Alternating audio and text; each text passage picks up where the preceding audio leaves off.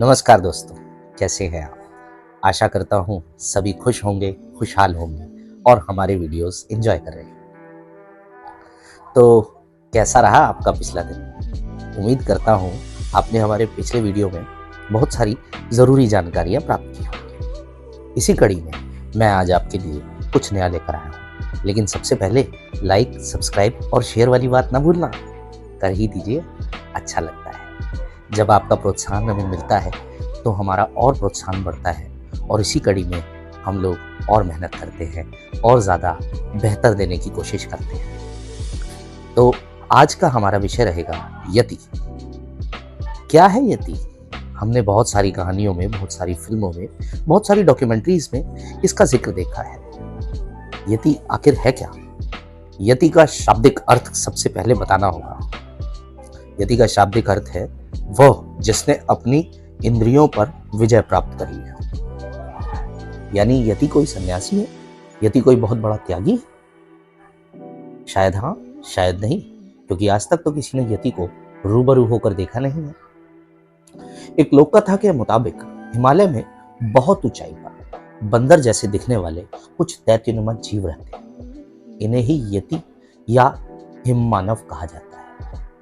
ये बहुत ऊंचाइयों पर रहते हैं, बिल्कुल बर्फ के बीचों बीच। इनके पूरे शरीर पर सफेद बाल होते हैं, देखने में भालू या रीछ जैसे प्रतीत होते हैं। नेपाल में यति को राक्षस भी कहा जाता है। 1832 में एक पर्वतारोही BH होशन ने किस्से कहानियों वाले यति जैसे एक बड़े जीव का जिक्र एशियाटिक सोसाइटी के एक जर्नल में किया था। सबसे पहले इसी में इसका जिक्र आया। एक पुराने पर्वतारोही H सिंगर के अनुसार यति कई हिमालयी लोगों की बौद्ध पूर्व मान्यताओं का हिस्सा था। उन्हें बताया गया कि लेप्चा लोग शिकार के देवता के रूप में एक ग्लेशियर प्राणी की पूजा करते हैं। उन्होंने यह भी बताया कि बौन धर्म के अनुयायियों का मानना था कि मी रगॉड या जंगली आदमी के खून का उपयोग कुछ आध्यात्मिक समारोहों में किया जाता था। इसे एक वानर जैसे प्राणी के रूप में चित्रित किया गया था, जो हथियार के रूप में एक यति को तिब्बती बौद्ध धर्म में अपनाया गया था, जहां इसे गैर मानव जानवर तिरग्योनी के नाम से जाना जाता है, जो फिर भी इतना मानव है कि कभी कभी धर्म का पालन करने में सक्षम हो सकता है। कई कहानियों में यति को धार्मिक हस्तियों के मददगार और धर्म का रक्षक भी बताया गया है। तिब्बत में यति की छवियों को परेड किया जाता है और कभी कभी बुरी आत्माओं के खिलाफ संरक्षक के रूप में भी पूजा की जाती है। हालांकि क्योंकि यति कभी कभी धर्म के प्रवर्तक के रूप में कार्य करते हैं, किसी को सुनना या देखना अक्सर बुरा शगुन भी माना जाता है, जिसके लिए गवाह को या देखने वाले को योग्यता अर्जित करनी पड़ती है। भारतीय सेना ने हिम मानव यति की मौजूदगी को लेकर एक बड़ा दावा किया। 29 अप्रैल सन 2019 को दोपहर के समय 32 इंच बाय 15 इंच का एक बहुत बड़ा पद चिन्ह, जिसे हम फुटप्रिंट कहते हैं, बर्फ पर देखा गया। दूर से इंडियन आर्मी के कुछ जवानों ने उसको दूर से कहीं जाते हुए या भागते हुए देखा था।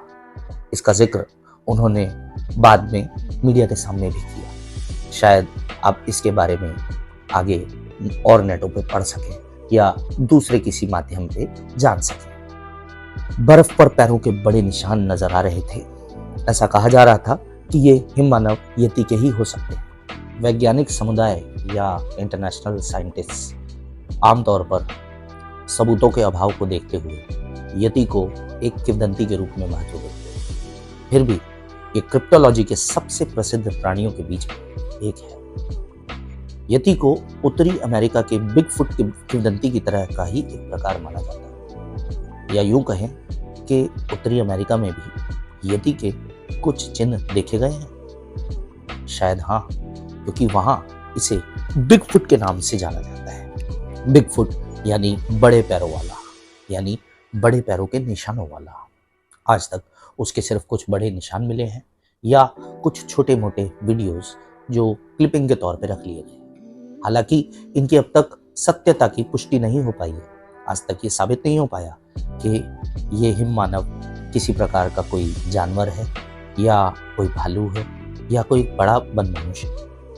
कुछ वैज्ञानिक यहाँ तक कहते हैं, कुछ जीव वैज्ञानिक यहाँ तक कहते हैं कि ऐसा भी हो सकता है कि जिसे हम यति कहते हैं वो एक भालू और एक विशालकाय बंदर या वन मानुष के मेल का परिणाम है और एक तीसरी ही जनजाति धीरे धीरे पहाड़ों पर विकसित हो रही है। ये जनजाति बहुत ही ज़्यादा ठंड में, बहुत ही ज़्यादा कम तापमान में रहने की आदी है, इसीलिए ये शायद तलहटी में नहीं आ पाती, या हो सकता है कि ये इंसानों से शर्माती है, इस वजह से ये धरती पर आसपास जमीनों पर नहीं दिखाई देती। तलहटी से इसका कुछ खास वास्ता नहीं है, लेकिन नेपाल में आज भी कुछ स्थान ऐसे हैं जहाँ पर यति का नाम भी लेना एक अशुभ शगुन माना गया है। ऐसा कहा जाता है कि यति की बातें करना और यति के बारे में सोचना या उसके बारे में किसी प्रकार की डिस्कशन करना किसी की मौत का आगाज है, घर में किसी की मृत्यु हो सकती है, यहाँ तक माना गया है। इसलिए यदि आप नेपाल के लोगों से यति के बारे में कोई भी प्रकार की बात करते हैं तो वो इससे कतराते नजर आएंगे, इससे दूर नजर आएंगे। हालांकि अमेरिकन्स इस बात में बिल्कुल उलट हैं। वे लोग बहुत ही चाव लेकर के यति की बातें करते हैं और सुनते हैं।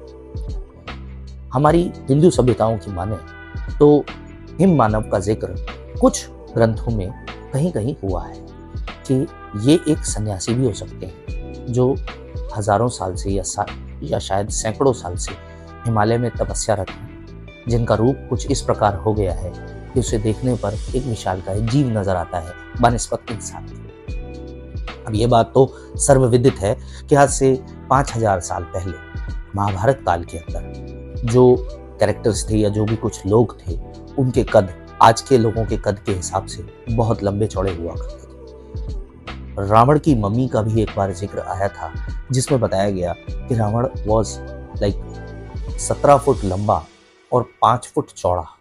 रावण का कद काठी थी। ये महाभारत से भी 8000 साल पहले की बात है, यानी आज से 13000 साल पहले। तो क्या ऐसा नहीं हो सकता कि कोई इंसान जो अमर है वो, या फिर वो जो एक तपस्वी है वो हिमालय की कंदराओं में अपनी तपस्या कर रहा है, उसके साथ उसका पूरा परिवार हो जिन्होंने किसी विद्या में या किसी सिद्धि में पारंगतता हासिल कर रखी हो? अगर ऐसा हुआ तो ऐसा हो सकता है कि आगे चलकर इसके विषय में हमें बहुत सारी जानकारियां मिल सकें। जैसे जैसे साइंस की डेवलपमेंट होती है वैसे वैसे लोग अपनी रिसर्च को आगे बढ़ाएंगे, वैसे वैसे वो लोग हिमालय की और गुफाओं के अंदर जाने की कोशिश करेंगे और वहाँ शायद उन्हें इसके एक पुख्ता सबूत मिल जाए। मैं आज इसी छोटे से सवाल के साथ इस वीडियो को यहीं ख़त्म करता हूँ। कल आपके लिए एक फिर नई कहानी, एक नए सवाल के साथ हाजिर होऊंगा। तब तक के लिए आपका होस्ट और दोस्त गौरव आपसे विदा लेता है। नमस्कार, धन्यवाद, गुड बाय, जय हिंद।